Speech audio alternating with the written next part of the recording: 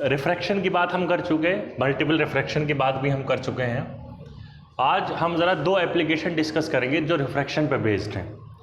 तो एक को हम कहते हैं लेटरल शिफ्ट और दूसरे को हम कहते हैं नॉर्मल शिफ्ट। क्या होती हैं आप इसको देख लीजिए। तो जो पहला है वो है आपका लेटरल शिफ्ट। एक ग्लास, इसको लेटरल शिफ्ट को refraction through a glass slab ये भी कहा जाता है कुछ टेक्स्ट बुक में, refraction through a glass slab या लेटरल शिफ्ट मैं इसको कह दे रहा हूँ। तो आप एक ग्लास स्लैब एज्यूम कर लीजिए, ये ग्लास स्लैब है जो एयर में रखा गया है और इस स्लैब की थिकनेस आप मान लीजिए कि T है। यहाँ भी एयर है, ये भी आपका एयर है, ये भी आपका एयर है और ये ग्लास का रिफ्रैक्टिव इंडेक्स N2 या Ng आप कह दीजिए है। अब मान लीजिए इस पर एक रे इंसिडेंस होती है, इस तरह से एक रे इस पर इंसिडेंस की जाती है। ये आपका नॉर्मल हो गया यहाँ से। अब चूंकि एयर से डेंसर में आ रही है, ग्लास में आ रही है, तो it is a denser material, तो it will bend towards the normal. ये कुछ इस तरह से आएगी लाइक दिस। और इस इंटरफेस के बाद ये एयर में जा रही है तो ये आपके रेयर मीडियम में जा रही है, तो it will go away from the normal. ये एंगल अगर आई है तो ये एंगल भी आई ही होगा, ये हम पहले ही बता चुके हैं। ये एंगल ऑफ रिफ्रैक्शन R है तो बाय सिंपल ज्योमेट्री ये भी आपका R ही होगा, ये भी हम बता चुके हैं आपका। ज़रा इन नॉर्मल्स को एक्स्ट्रापोलेट कर लीजिए यहाँ तक, ठीक है। अगर ये ग्लास स्लैब बीच में ना होती तो जो आपकी रे है ये सीधी चली गई होती है ऐसे, इस तरह चली जाती। लेकिन ग्लास स्लैब के होने की वजह से रे एक्चुअली आपकी आई कहाँ से, वो यहाँ से आई। ये जो शिफ्ट हुआ है इस रे की पाथ में, हम इसको लेटरल शिफ्ट कहते हैं। ओके, ये जो शिफ्ट हुआ है भाई, ओरिजिनली रे अगर आ रही होती तो यहाँ आ रही होती, लेकिन ग्लास स्लैब इंट्रोड्यूस करने की वजह से इसका पाथ जो है रिफ्रैक्शन की वजह से चेंज हो गया। वो जो चेंज होने की वजह से रे जो निकली है वो यहाँ से निकली है। इन दोनों के बीच की जो परपेंडिकुलर डिस्टेंस है that will be your lateral shift. तो ये जितनी डिस्टेंस ये है उतने ही डिस्टेंस ये भी होगी। इस लेटरल शिफ्ट को मान लीजिए मैं y से डिनोट करता हूँ, और जाहिर बात है ये आपका राइट एंगल बनेगा क्योंकि इस पर परपेंडिकुलर डिस्टेंस आपने ली है। और मान लीजिए ये एंगल आपका डेल्टा है, ये एंगल डेल्टा है। अगर ये एंगल I है, ये एंगल I है, तो ये पूरा एंगल भी जो होगा वो I होगा क्योंकि वर्टिकली अपोजिट एंगल है। That means I should be equal to R plus delta, और you can say delta will be equal to I minus R। ये हम यूज करेंगे, इसलिए मैं इसको पहले ही एक इक्वेशन के तौर पे स्टोर कर ले रहा हूँ। ठीक है जी, मान लीजिए ये आपका P है, ये मान लीजिए Q है, ये मान लीजिए R है। ओके, और ये एज्यूम करिए कि ये आपका S है। आपको PQ चाहिए, आपको Y पता लगाना है कि कितने शिफ्ट हुई है रे आपकी, थिकनेस आपको गिवन है, रिफ्रैक्टिव इंडेक्स आपको गिवन है, I और R एंगल आपको पता है, ये सारी चीजें आपको नोन है। डेल्टा नहीं पता है, लेकिन डेल्टा को मैंने इन टर्म्स ऑफ I और R कैलकुलेट कर लिया। तो आपको Y कैलकुलेट करना है कि कितनी लेटरल शिफ्ट हुई है आपकी रे में। तो उसके लिए हमें करना क्या होगा, उसके लिए मुझे दो ट्राइंगल यूज करने पड़ेंगे। एक बार मैं ट्राइंगल यूज करूंगा, राइट एंगल ट्राइंगल PRS, ये triangle PRS, in triangle PRS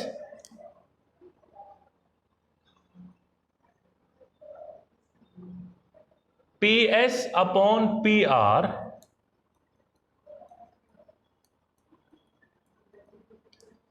PS upon PR, अगर आप इस वाले एंगल के लिए ले रहे हैं तो PS जो हो जाएगा वो इसका बेस हो जाएगा और PR जो हो जाएगा इसका हाइपोटेन्यूस हो जाएगा। ये एंगल, ये वाला एंगल, ये R एंगल जो मैंने लिखा है, तो it will be equal to cos R। और जो PS है आपका वो थिकनेस ऑफ ग्लास स्लैब है, T के इक्वल है। That means T upon PR it will be equal to cos of R, और you can say PR will be equal to T upon cos R। PR की value आपने क्यों calculate करी, अब उसका हमें पता चलेगा जब हम सेकंड ट्राइंगल यूज करेंगे।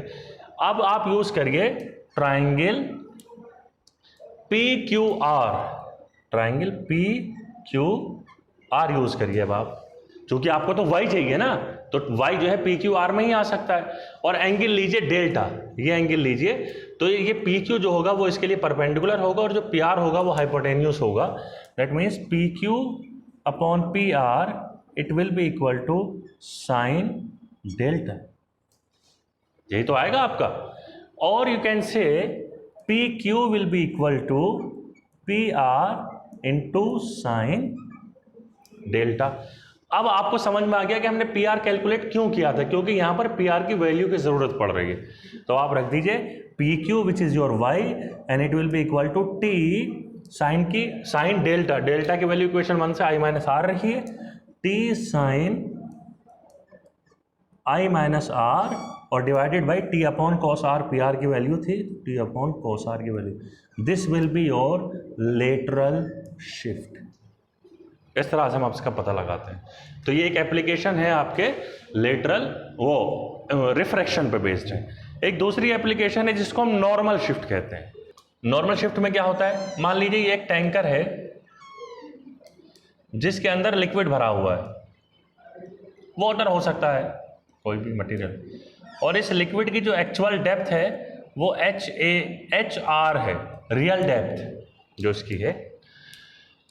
अगर आप यहां पर किसी सोर्स को रखें और उस सोर्स से जब एक लाइट की रे निकलेगी जो कि परपेंडिकुलरली इंसिडेंट होगी सरफेस पे, तो वो विदाउट एनी डेविएशन पास हो जाएगी। स्नेल्स लॉ से ये बात समझी जा सकती है। अगर I 0 होगा स्नेल्स रूल में, हमने बताया था sine I upon sine R will be equal to N2 upon N1। अगर I 0 हो गया दैट मीन्स साइन I की वैल्यू 0, तो that means R should be 0। मतलब जो कोई रे अगर सीधे इंसिडेंस हो रही है तो विदाउट एनी डेविएशन वो पास हो जाएगी वहां से नॉर्मल के साथ, कोई फर्क नहीं पड़ेगा। एक दूसरी रे जो यहां से इस तरह जाती है, अब चूंकि डेंसर से रियरर में जा रही है, अगर आप इस पॉइंट पे एक नॉर्मल ड्रॉ कर लें तो it will go away from the normal, it will go like this. पीछे बढ़ाने पर जब आप इस रे को देखेंगे तो ये रे पीछे बढ़ाने पर कहीं यहां पर मिलती हुई दिखाई देगी। तो एक्चुअली जो आपका ऑब्जेक्ट ओ पर था वो आपको नजर आएगा ओ डैश पर। और मान लीजिए ये ए है और आपका जो ऑब्जेक्ट नजर आ रहा है आपको ओ डैश पर नजर आ रहा है, तो ये इसकी अपरेंट डेप्थ होगी। एपियर यहां पर हो रहा है। आप अपने कभी किसी बकेट में पानी भरिएगा और बकेट को आपने सामने रख के ऐसे बैठ के देखिएगा उसको, तो उसकी जो बॉटम है, उसकी जो तली है वो थोड़ी ऊपर उठी हुई दिखाई देती है। हालांकि उसकी तली वहां नहीं होती, थोड़ी नीचे होती है, लेकिन चूंकि रिफ्रैक्शन की वजह से लाइट की रेज आपकी बैंड हो जाती हैं जो उसकी तली से टकरा के आपकी आंखों पे आ रही हैं, तो उसकी वजह से उसमें एक शिफ्ट हो जाएगा ऊपर की तरफ। उसी शिफ्ट को हम नॉर्मल शिफ्ट कहते हैं, जिसकी मैं बात यहां पर बता रहा हूं। देखिए ओ जो है थोड़ा ऊपर उठ गया, ओ डैश हो गया, तो ये आपका नॉर्मल शिफ्ट है। ये हर जगह होता है, लेकिन अगर आप बाल्टी को, अपनी बकेट को एग्जैक्टली ऊपर से जाके देखेंगे तो आपकी जो तली है वहीं दिखाई देगी। यानी कि अगर आप ऊपर से देख रहे हैं यहां से, अगर आपका ऑब्जर्वर यहां पर है तो उसमें जो है कोई भी शिफ्ट नहीं होगा, उसको सीधे वहीं दिखाई देगी। लेकिन अगर आपका ऑब्जर्वर यहां पर है कहीं पर, तो उसको ये जो ओ है ओ डैश ऊपर उठा हुआ दिखाई देगा। इसी शिफ्ट को हम अपरेंट, इसी शिफ्ट को हम नॉर्मल शिफ्ट कहते हैं। ठीक है, इस तरह के सिस्टम में रिफ्रैक्टिव इंडेक्स को डिफाइन करने का एक फॉर्मूला होता है। अब वो स्नेल्स लॉ से निकल के आता है, उसके डिटेलिंग में मैं नहीं जा रहा हूं, लेकिन वो फॉर्मूला क्या होता है आप उसको देख लीजिए। इस मटेरियल का, इस लिक्विड का रिफ्रैक्टिव इंडेक्स अगर ये 2 है और बाहर 1 है, मान लीजिए ये N2 है और ये बाहर N1 है, देन 1 N2 यानी कि refractive index of this liquid with respect to surrounding, normally ये वाटर और ये एयर होता है, तो इसको नॉर्मली आप ANW भी लिख देते हैं, लेकिन मैं इसको स्पेसिफिक ना करके जनरल कर रहा हूं। It is equal to apparent depth, sorry, real depth divided by apparent depth, ये फॉर्मूला होता है। ओके, और लोग किसको इन सिंपल वर्ड ऐसे भी लिख देते हैं, N is equal to real depth divided by apparent depth, यानी कि रियल में कितनी डेप्थ है आपके सिस्टम की और आपको अपीयर कितनी हो रही है, उन दोनों का जो रेशियो होगा that will be the refractive index of this system with respect to surrounding obviously. Okay, तो अगर मैं इसको मैं कैलकुलेट करना चाहूं कि ये ओ डैश आखिर है कितना, शिफ्ट कितनी हुई है आपकी बॉटम, ये जो नॉर्मल शिफ्ट आया वो आया कितना, जैसे मैंने लेटरल शिफ्ट कैलकुलेट किया था इसी तरह से नॉर्मल शिफ्ट आखिर हुआ है तो हुआ कितना है। अगर मैं उसको कैलकुलेट करना चाहूं तो मुझे एक रिलेशन ये यूज करना पड़ेगा। I know that O dash will be equal to O A minus O dash A. इतने निकालने के लिए इस पूरे में से ऊपर वाले को माइनस कर दो। अब ओ ए जो है ये आपकी रियल डेप्थ है और ओ डैश ए जो है ये आपकी अपरेंट डेप्थ है तो आप इसको HA लिख दीजिए, हाइट ऑफ अपरेंट, इसका मतलब ये है। और OO डैश को आप मान लीजिए ये जो आपका शिफ्ट आया है डेल्टा एक्स, आप इसको कह दीजिए, मान लीजिए क्या है आपका डेल्टा एक्स है, जो कि आप कैलकुलेट करना चाहते हैं। Therefore you can write it as delta x will be equal to, आप यहाँ से HR कॉमन ले लीजिए तो it will be 1 minus HA upon HR, और HR अपॉन HA n होता है तो HA अपॉन HR क्या हो जाएगा, इसका रेसिप्रोकल हो जाएगा। That means delta x, that normal shift will be equal to HR real depth equal to 1 minus 1 upon n, मतलब refractive index of this liquid with respect to surrounding. तो ये दो बड़े इंपॉर्टेंट एप्लीकेशन है आपके refraction की जो आपको आनी चाहिए और ये एग्जाम में पूछ सकते हैं कभी भी। इसके बाद जो इसकी एक थर्ड टाइप है रिफ्रैक्शन का, इसको हम टोटल इंटरनल रिफ्लेक्शन कहते हैं, वो अब आप देख लीजिए वो क्या होता है। टोटल इंटरनल रिफ्लेक्शन या TIR इसको इन शॉर्ट में कह देते हैं। उसके लिए मैं एक सिंपल से एग्जाम्पल डिस्कस करूंगा और आई होप कि उसके बाद वो चीज़ आपकी क्लियर हो जाएगी। पहली बात तो ये कि दो मीडियम लीजिए, इधर आपका डेंसर मीडियम है, रेयरर मीडियम है सॉरी, एयर मान लीजिए, और इधर आपका डेंसर मीडियम है, वाटर हो सकता है, ग्लास हो सकता है, कुछ भी हो सकता है, वाटर है। आपका जो ऑब्जेक्ट होगा इस बार वो यहाँ रखा जाएगा डेंसर मीडियम में, और इस ऑब्जेक्ट से रेज बाहर जा रही हैं। भाई बाहर से जब रे आएंगी इससे टकरा के वापस जाएंगी आपकी आंखों पर, तभी तो आपको नजर आएगा। तो इससे जो रेज टकरा के बाहर जाती हैं वो किसी भी हर डायरेक्शन में जा सकती हैं, हर पॉसिबल डायरेक्शन में जा सकती हैं वो। तो मान लीजिए इससे एक रे निकल के और इस तरह से ऊपर वाली सरफेस पर टकराती है जाके, नॉर्मल इंसिडेंस होता है। तो मैंने अभी बताया था आपको कि नॉर्मल इंसिडेंस में कोई बिना किसी डेविएशन के रे जो है सीधी चली जाती है, कोई मसला नहीं है, सिंपल रिफ्रैक्शन हो रहा है। अगर कोई रे किसी एंगल पे जाके टकराए यहाँ पर, तो आप उसके लिए एक नॉर्मल ड्रॉ करेंगे और आप ये कहेंगे कि चूंकि डेंसर से रेयर में रे जा रही है तो it will go away from the normal. ये कुछ इस तरह से जाएगी, यहाँ पर एंगल I बनता है, एंगल ऑफ इंसिडेंस, और यहाँ पर एंगल ऑफ रिफ्रैक्शन R बनेगा। उससे सिंपल रिफ्रैक्शन हो रहा है। अगर एक रे इससे दूर वाली हो, थोड़ी इस तरह की एक रे हो, अब चूंकि ये पहले I जितना था अब उससे I की वैल्यू बढ़ गई है, तो अकॉर्डिंग टू स्नेल्स लॉ आपका R भी बढ़ेगा। तो पहले जो अगर R 50 डिग्री था तो हो सकता है अब 70 या 60 हो जाए, तो यानी कि R की वैल्यू, रे थोड़ी और नीचे हो गई, R की वैल्यू बढ़ानी है ना आपको, ये R बढ़ाना। अगर ये थोड़ा और दूर जाए रे आपकी इस तरह से, तो ये पॉसिबल है कि अब आपका ये R जो है, ये आपका R इतना बढ़ जाए कि ये रे बिल्कुल सरफेस पे आ जाए, इस तरह से जाने लगे। अब जरा थोड़ी देर के लिए यहीं रुक जाते हैं। ये एंगल जिसके लिए R 90 डिग्री हुआ है, उस एंगल ऑफ इंसिडेंस को हम क्रिटिकल एंगल कहते हैं, IC या थीटा C से इसको डिनोट किया जाता है। तो यहां से पहले आप क्रिटिकल एंगल की डेफिनेशन समझ लीजिए। क्रिटिकल एंगल कौन सा एंगल होता है? जिस एंगल के लिए R आपका 90 डिग्री हो जाए, वो जो I होगा आपका वो IC और थीटा C कहलाता है क्रिटिकल एंगल। यानी कि ऐसा एंगल ऑफ इंसिडेंस जिसके लिए एंगल ऑफ रिफ्रैक्शन 90 डिग्री हो गया हो, वो आपका क्रिटिकल एंगल कहलाता है। अगर आप अब और ज्यादा बढ़ा दें आपके एंगल ऑफ, मान लीजिए क्रिटिकल एंगल 50 डिग्री है, लेकिन एक रे ऐसी गई इस इंटरफेस पे जिसका angle of incidence critical angle से भी ज्यादा है, तो रे तो ऑलरेडी सरफेस पे आ चुकी थी रिफ्रैक्ट होने वाली। अब क्या होगा, वो जो रे पहले सरफेस पे जा रही थी वो नीचे आ जाएगी। अब ये R हो गया जो कि ग्रेटर देन 90 डिग्री है। ये जो फिनोमिना है वो एंगल ऑफ इंसिडेंस जिसके लिए आपकी रे उसी मीडियम में वापस लौट आए, आप उसको टोटल इंटरनल रिफ्लेक्शन का फिनोमिना कहते हैं। और इसके लिए जरूरी ये है कि आपका जो एंगल ऑफ इंसिडेंस है वो क्रिटिकल एंगल से भी ज्यादा होना चाहिए। सपोज करिए ग्लास के लिए जो क्रिटिकल एंगल की वैल्यू है वो अराउंड 42 डिग्री होती है, तो अगर आप ग्लास की सरफेस पे किसी रे को 42 डिग्री से ज्यादा के एंगल पे इंसिडेंट करते हैं, मान लीजिए आपने 43 डिग्री के एंगल पे इंसिडेंट किया, तो आपकी ग्लास की रे जो है वो ग्लास के अंदर ही से वापस लौट आएगी, बाहर नहीं निकलेगी। इसीलिए डायमंड जो होता है, डायमंड का क्रिटिकल एंगल होता है सिर्फ 24 डिग्री। तो 24 डिग्री का मतलब यह है कि कोई रे अगर हल्की सी भी डेविएट होगी तो वो 24 डिग्री से ज़्यादा नॉर्मली एंगल बना ही लेती है। तो डायमंड के अंदर की जो रोशनी एक बार अंदर चली गई वो फिर डायमंड के सरफेस से ही रिफ्लेक्ट होकर डायमंड के अंदर ही रहती रहेगी, इंटरनली रिफ्लेक्ट होती रहेगी। इसलिए डायमंड की स्पार्कलिंग जो होती है वो सबसे ज़्यादा होती है, बहुत ज़्यादा स्पार्कल करता है डायमंड आपका।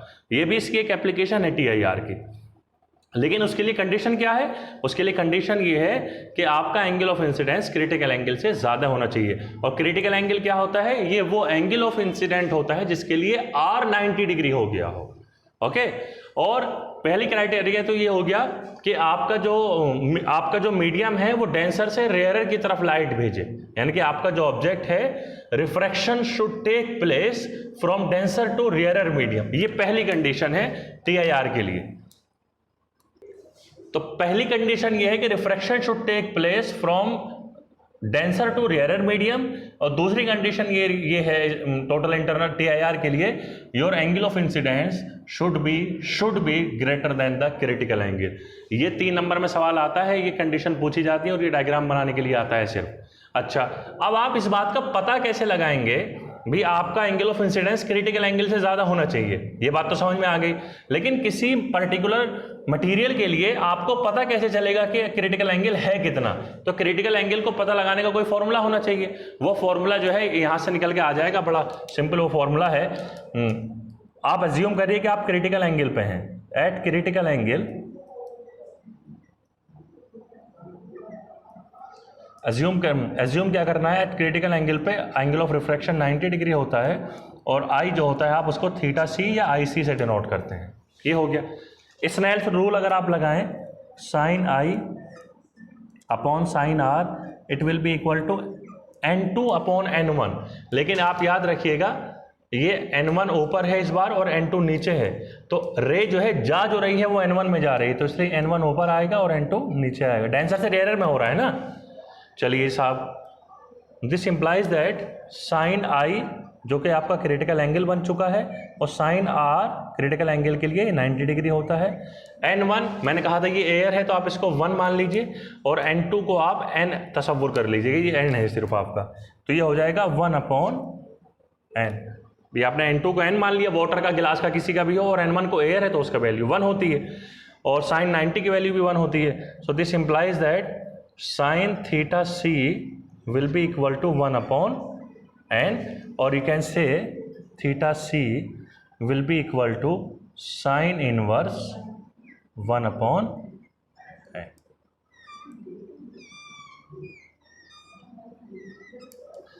जितना ज्यादा रिफ्रैक्टिव इंडेक्स होगा उतना कम क्रिटिकल एंगल होगा।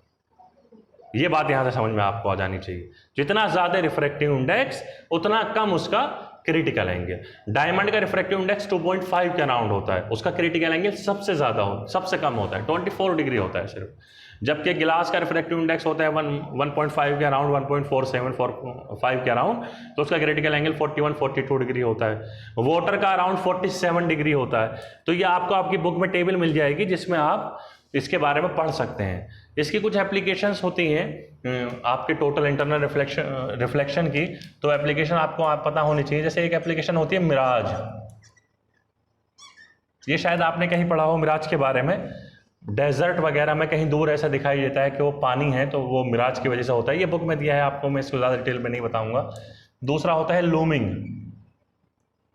लूमिंग जो है वो मिराज का उल्टा है। मिराज डेजर्ट में होता है, लूमिंग पोल्स पे होता है जहां पर बहुत एक्सेसिव अमाउंट में ठंड होती है। एक इसके अलावा एक होता है टोटल रिफ्लेक्टिंग प्रिज्म, इसको मैं डिस्कस करूंगा अभी। Total reflecting prism. एक होता है आपका ऑप्टिकल फाइबर, इसको भी मैं थोड़ा सा बता दूंगा अभी। ऑप्टिकल फाइबर इसी पे बेस्ड है। और एक आपकी इसकी एप्लीकेशन होती है, एप्लीकेशन तो खैर बहुत हैं। एक होती है sparkling of diamond. Sparkling of, ये मैं अभी बता ही रहा था आपको, डायमंड। तो ये आपके कुछ एप्लीकेशन है टोटल इंटरनल रिफ्लेक्शन पे बेस्ड, ये आपको याद होनी चाहिए कम से कम, कोई नाम ही पूछ ले अगर आपसे। तो जरा मैं इनको दो के बारे में बता देता हूँ आपको, टोटल रिफ्लेक्टिंग प्रिज्म और ऑप्टिकल फाइबर के बारे में। छोटे छोटे से हैं, मैं बता देता हूँ। देखिए टोटल रिफ्लेक्टिंग प्रिज्म क्या होता है। मान लीजिए ये आपके पास एक प्रिज्म है और ये दोनों एंगल 45 डिग्री के हैं, ये 90 डिग्री का एंगल है। यहां से लाइट की रेज इसके ऊपर इंसिडेंट की जाती है। जब किसी सरफेस पे नॉर्मल इंसिडेंस होता है, अभी 2 बार ये बात डिस्कस हो गई है कि लाइट विदाउट एनी डेविएशन पास हो जाती है। तो इसका मतलब ये है कि इस सरफेस से आपकी लाइट रेज जो है सीधे पास हो जाएंगी। अब इस सरफेस से क्या होगा, क्या यहाँ के बाद ये बाहर निकलेंगी? उसके लिए आपको देखना पड़ेगा कि एंगल ऑफ इंसिडेंस कितना बन रहा है। तो अगर ये एंगल 45 डिग्री होगा तो ये एंगल भी 45 डिग्री होगा, अगर ये एंगल 45 है तो ये एंगल भी 45 बनेगा, 45। अब चूंकि एंगल ऑफ इंसिडेंस 45 डिग्री है, प्रिज्म जो है ग्लास का बना होता है और ग्लास के लिए क्रिटिकल एंगल 43 डिग्री होता है, और यहां पर एंगल ऑफ इंसिडेंस कितना है 45। तो इसका मतलब यह है कि this angle of incidence is greater than the critical angle, और जब ऐसा हो जाता है तो लाइट टोटल इंटरनली रिफ्लेक्ट हो जाती है। तो इसका मतलब ये होगा कि लाइट आपकी रिफ्लेक्ट होगी, और रिफ्लेक्शन का रूल ये है कि एंगल ऑफ इंसिडेंस जितना है उतना ही एंगल ऑफ रिफ्रैक्शन भी होगा। तो अगर एंगल ऑफ इंसिडेंस 45 था तो एंगल ऑफ रिफ्रैक्शन भी यहाँ से कितना होगा 45 ही होगा, यानी कि दोनों 90 डिग्री हो जाएंगे मिलके, 45 भी और 45 भी। इसी यही काम यहाँ पर भी होगा। जब जब ये लाइट इस सरफेस पे पहुंचेगी तो अगेन यहाँ पर नॉर्मल इंसिडेंस है, तो विदाउट एनी डेविएशन पास हो जाएंगे। तो आपके प्रिज्म ने कंप्लीटली आपकी रेस को जो है वो रिफ्लेक्ट करके उनका पाथ चेंज कर दिया। इसके अलावा प्रिज्म को एक दूसरी तरीके से भी रख सकते हैं आप इसको इस तरह भी रख सकते हैं। ये आपका 90 डिग्री है और यहाँ पर रेज इंसिडेंट की जाए। पहले वाली सरफेस से तो रे कहीं नहीं जा रही, जो कि नॉर्मल इंसिडेंस है। यहाँ पर अगेन वही 45 डिग्री का एंगल बनेगा, तो आपकी रेज जो है यहाँ पर आएंगी ऐसे, यहाँ पर फिर वही 45 डिग्री का एंगल बनेगा, तो ये रेज जो है इंटरनली रिफ्लेक्ट होकर इधर चली जाएंगी। तो आपका जो रेज ऐसे जा रही थी आपने उनको 180 डिग्री से फोल्ड कर दिया, यहाँ पर 90 डिग्री से आपने उनको फोल्ड कर दिया। तो ये TIR की बड़ी फेमस एप्लीकेशन है। ऑप्टिकल फाइबर को देख लीजिए। ऑप्टिकल फाइबर जो होते हैं वो बेसिकली लॉन्ग और थिन वायर होते हैं प्लास्टिक या ग्लास के। जैसे करंट को फ्लो कराने के लिए आपके पास ये ज़रूरी है कि आपके पास वायर होना चाहिए, कॉपर का वायर हो, मेटेलिक कोई वायर होना चाहिए। इसी तरह से अगर आपको लाइट प्रोपगेट करानी है किसी मीडियम में, तो आपके पास कोई ऐसा वायर होना चाहिए जो लाइट को लेके जा सके। अब कॉपर का वायर तो लाइट लेके नहीं जा सकता, तो उसके लिए ग्लास या हाई क्वालिटी की प्लास्टिक यूज़ की जाती है और उसके वायर बनाए जाते हैं। तो और उस वायर को बनाने के बाद जैसे कॉपर के वायर के ऊपर प्लास्टिक लपेट दी जाती है, इसी तरह से उस वायर को बनाने के बाद उसके ऊपर भी एक क्लैडिंग लगा दी जाती है। ऊपर की जो कोटिंग होती है उसको क्लैडिंग कहते हैं, जो दोनों तरफ से कर दी जाती है। ये आपको बहुत बड़ा दिख रहा होगा, लेकिन इसका जो डायमीटर होता है वो माइक्रोन, बाल के बराबर इसका डायमीटर होता है। हम इसको कहते हैं क्लैडिंग, और इस अंदर वाले को हम कहते हैं कोर। अगर इसका रिफ्रैक्टिव इंडेक्स N1 है और इसका रिफ्रैक्टिव इंडेक्स N2 है, तो N1 should be greater than N2, यानी कि ये मीडियम डेंसर होना चाहिए और ये रेयर होना चाहिए। अगर इस ऑप्टिकल फाइबर के अंदर किसी ऐसे एंगल पे जाके लाइट इंसिडेंट करवाई जाए, क्योंकि आपको लाइट इंसिडेंट कहाँ करवाना है ये आपके अपने हाथ में है, तो आप लाइट को किसी ऐसे एंगल पे इंसिडेंट करवाइए जिसके लिए ये एंगल क्रिटिकल एंगल से ज़्यादा हो, तो लाइट बाहर जाने की बजाय वापस लौट के यहाँ आ जाएगी। अब जितना एंगल यहाँ बना था उतना ही यहाँ भी बनेगा सिंपल ज्योमेट्री से, तो ये फिर वापस चली जाएगी टोटल इंटरनल रिफ्लेक्शन के हिसाब से। तो इस तरह से लाइट आपकी बहुत दूर तक चली जाती है विदाउट एनी लॉस। आपकी बॉडी के अंदर अगर कोई आपके अंदर मेडिकल ट्रीटमेंट किया जाता है, तो अगर आपके अंदर की स्ट्रक्चर देखनी होती है तो वो ये ऑप्टिकल फाइबर आपके अंदर डाले जाते हैं और आपके ऑर्गन की स्ट्रक्चर को देखा, बाहर से लाइट भेजी जाएगी और वो लाइट फिर आपके ऑर्गन से स्ट्रक्चर वो रिफ्लेक्ट होकर वापस आएगी, तो फिर आप उस बाहर स्क्रीन पर आपकी डिस्प्ले देख ली जाती है उसकी। तो बड़ा इनका फेमस यूज़ है, मेडिकल साइंस में बहुत ज़्यादा यूज़ होते हैं ये।